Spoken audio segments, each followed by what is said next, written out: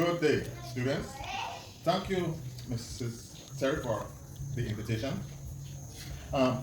Students, today I want to talk about the topic, the delivery of justice, the magistracy, and its role. What is the role of the magistracy in the delivery of justice? Well, let us begin first by saying that our system has its roots in the Bible. In Exodus 18, starting at verse 23, I will read for you. Exodus 18:13, I said 23, my mistake. The next day, Moses sat as usual to hear the people's complaints against each other from morning to evening. When Moses' father-in-law saw how much time this was taking, he said, "Why are you trying to do all this alone, with people standing here all day long to get your help?" "Well, because the people come to me with their disputes to ask for God's decisions," Moses told him. "I am their judge, deciding who is right and who is wrong, and instructing them in God's ways. I apply the laws of God to their particular disputes." "It's not right," his father-in-law exclaimed. "You are going to wear yourself out, and if you do, what will happen to the people?" "Moses, this job is too heavy a burden for you to try to handle all by yourself. Now listen, and let me give you a word of advice, and God will bless you. Be these people's lawyer, their representative before God, bringing him their questions to decide. You will tell them his decisions, teaching them God's laws, and showing them the principles of godly living. Find some capable, godly, honest men who hate bribes, and appoint them as judges, one judge for each 1,000 people. He, in turn, will have 10 judges under him, each in charge of 100, and under each of them will be 2 judges, each responsible for the affairs of 50 people.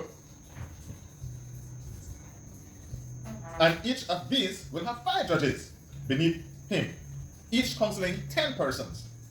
Let these men be responsible to serve the people with justice at all times. Anything that is too important or complicated can be brought to you, but the smaller matters, they can take care of themselves.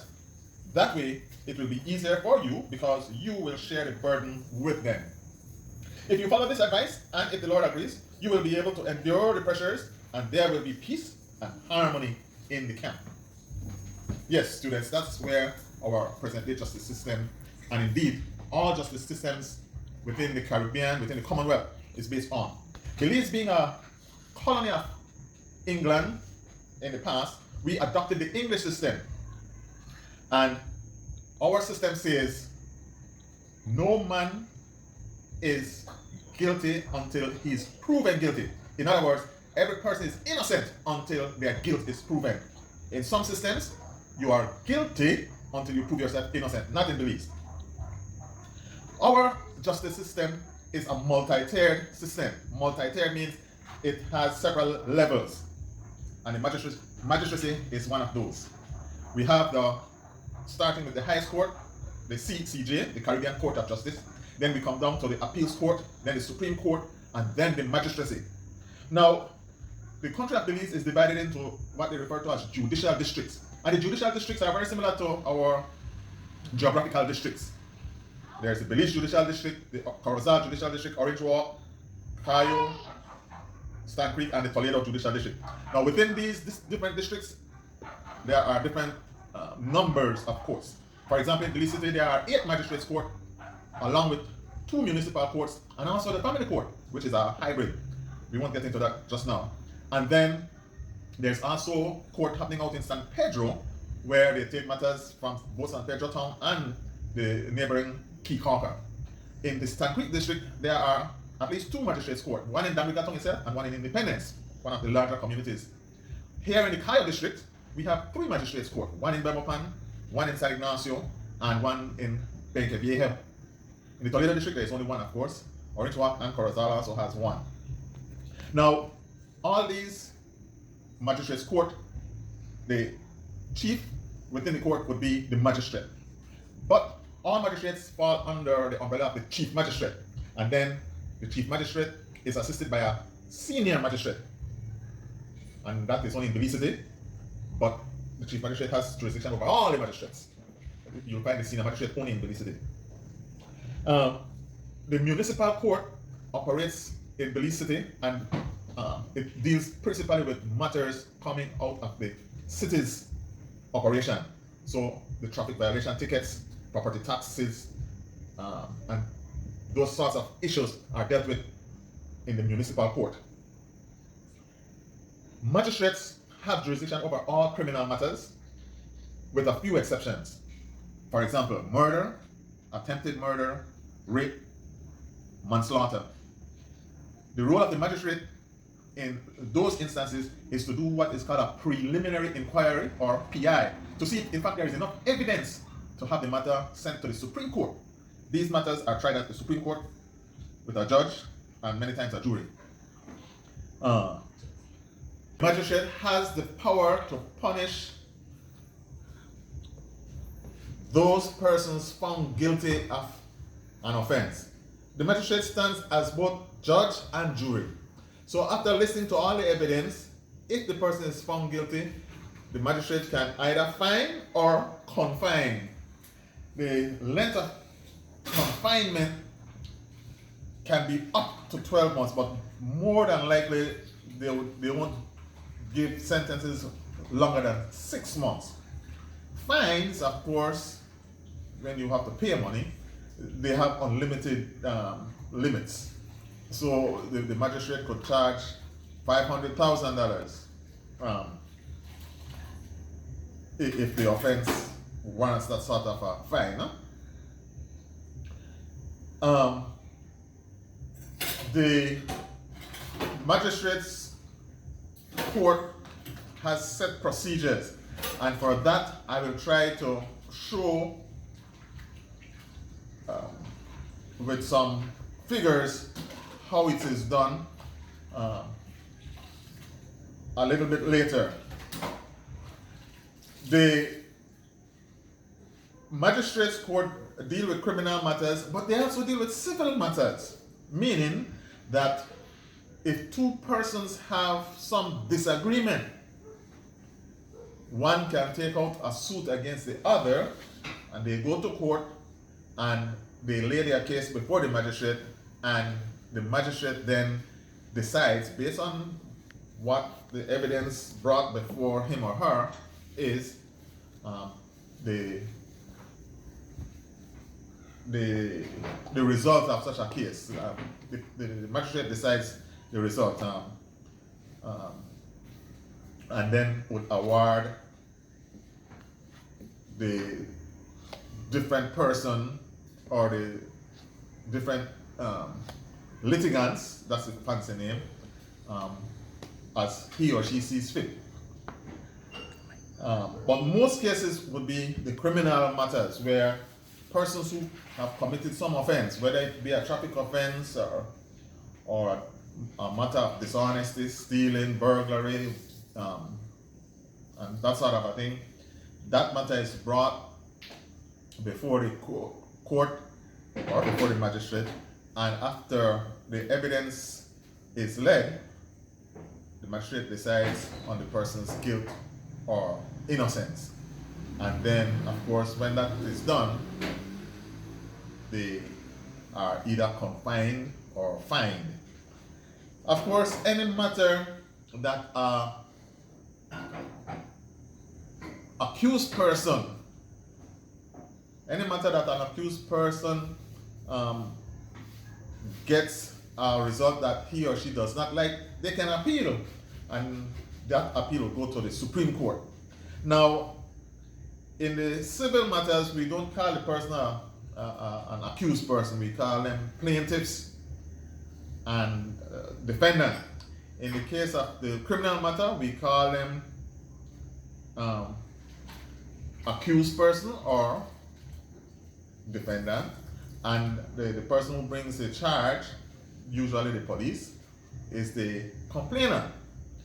The virtual complainant is the person whose house was broken into or who got knocked down.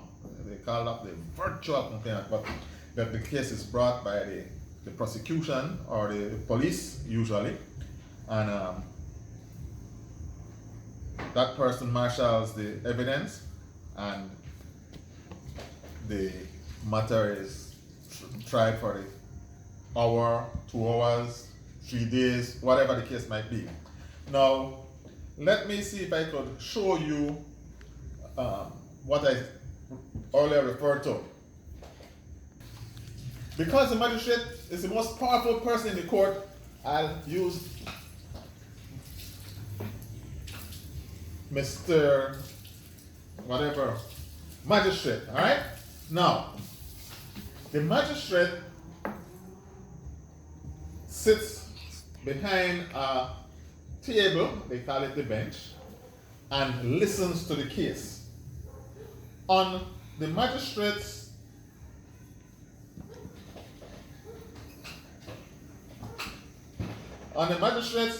left is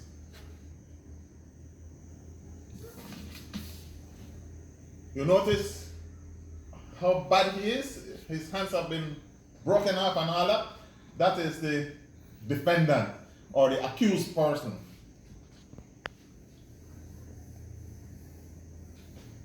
I think I have it wrong.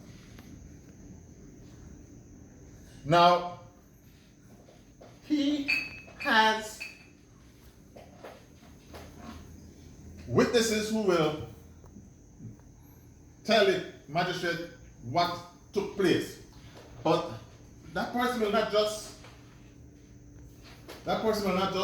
start saying what took place.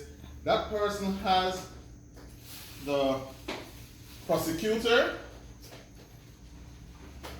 and the prosecutor's assistant or the court orderly who will make certain that this fellow behaves himself whilst in court. The prosecutor will put questions to the witness to get from the witness what actually happened. When the prosecutor takes his seat,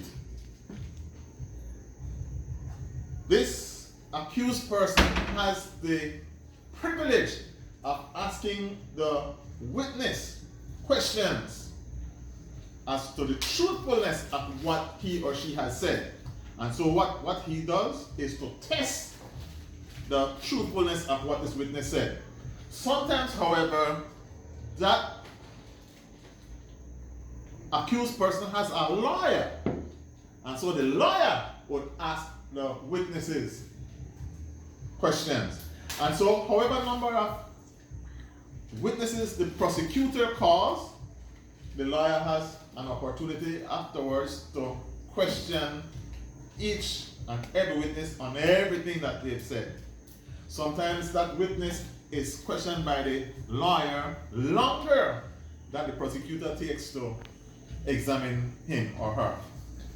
The court orderly, of course, is there to keep order in court, because behind them would be the gallery, persons who came to listen to the case, people like the press who wants news to report later. And so that's how it operates in the criminal setting. In the civil setting, there is no prosecutor, nor, well, to keep order, yes, there is an orderly. So, there is no accused person. So, the matter in the civil case, the one person brings the complaint against the other, and so he or she takes the witness stand himself and explain to the court what has taken place, why the dispute between himself and the other person. If, when he or she is finished, if they go back there and they can call witnesses. When they are finished, the next person, so one is the plaintiff and the next one is the defendant. The next person comes and explains why the judge should not take his side. And so the judge listens to, or the magistrate listens to both sides, and when all is finished and he or she examines the evidence, awards judgment as he or she sees most fitting. And that's about it.